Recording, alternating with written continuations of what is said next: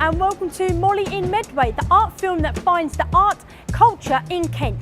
Today we're joined on Rochester High Street at Nucleus Art Gallery to talk to Ruth Dent, and we're going to go see her studio upstairs, so come on in.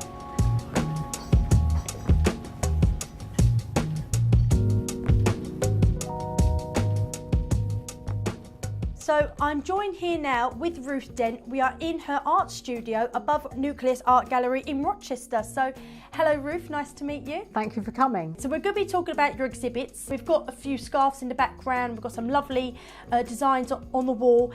But firstly, how did you get into becoming an artist? To start with, I had a career in IT in London.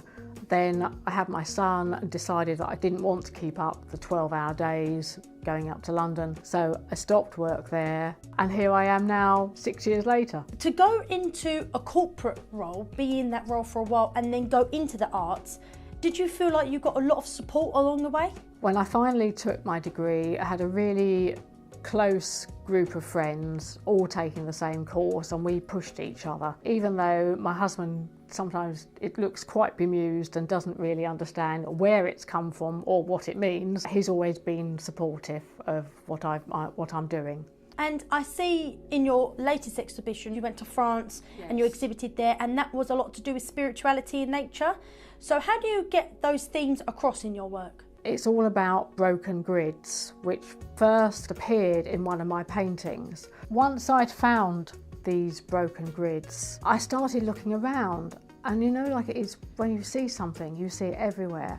And I walk in the woods a lot, take photos, and then I was just driving and I was seeing these grids in the woods, in the trees, in nature. It's become a little bit of a fascination. Some people might say it's a bit of an obsession almost. Do you kind of feel that in terms of when you exhibit, you get a certain type of person that comes? I'm not telling people how they should look at my art. If somebody comes in and a piece speaks to them, then it's really interesting to talk to them. What more could we do to get people on board who aren't particularly associated with the arts? It's quite interesting. I'm here right under the roof. It's a cafe and it's a gallery, so it actually gets people in and then they look around. And maybe that's one way. Well, thank you so much, Ruth, for having a chat with me. Hopefully anyone who's watching that's a bit nervous about going to an art event, just get involved. It's not as scary as you think. And Ruth's going to show us that now. So we've just had a great chat with Ruth there. So now we're going to check out her studio and see what exhibits she's got going on at the moment and what works are happening. So Ruth, tell us about this.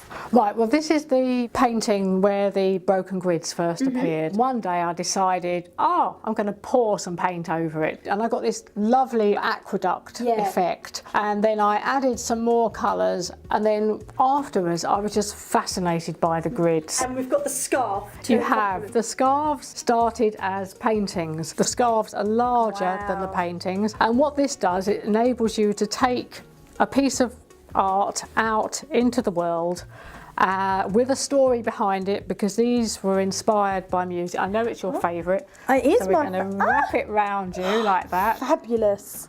There we are. Oh, lovely. If you want to get a shot of that. You've got an Instagram account called, and you use Travel With My Scarf, don't you? I do. I do. Hashtag Travel With My Scarf. So I will definitely be using it a bit later on. All of these are inspired by one piece of music, which is John Ireland's setting of the Te Deum. So what I've done actually is created an image for each season using similar gestural marks, but obviously the colours that I chose for each season. And you can see the same style, and there's some elements of the same colours, but completely different designs, completely different works, and another completely different journey, because what you'll be doing today is what I'll be doing differently today, and we are going to push that forward in our own little way.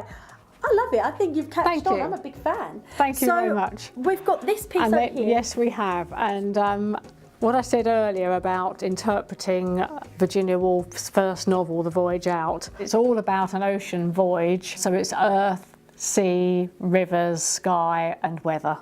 This is the Lette, which is the summer version of the Te Deum, the one that's the summer scarf now, but that is the original painting. Oh, fantastic. And as you can see, you've got just some bold colours in there, completely different to what you've got here, and they've all got their own story, I see. They have. They have. Brilliant. Oh, well, thank you so much for showing us around your studio. It's been an absolute joy to learn all about you, and hopefully we'll get to see a lot more of your work in the future. So thank you for tuning in. Thank you.